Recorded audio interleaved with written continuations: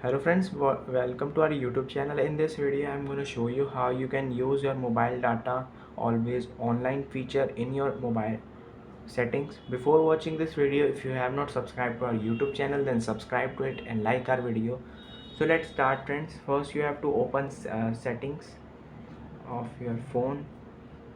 Go to settings, then you have to go sim and network settings.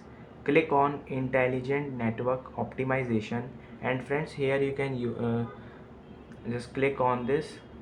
It disables always online mobile data, will cause connectivity problem in some applications.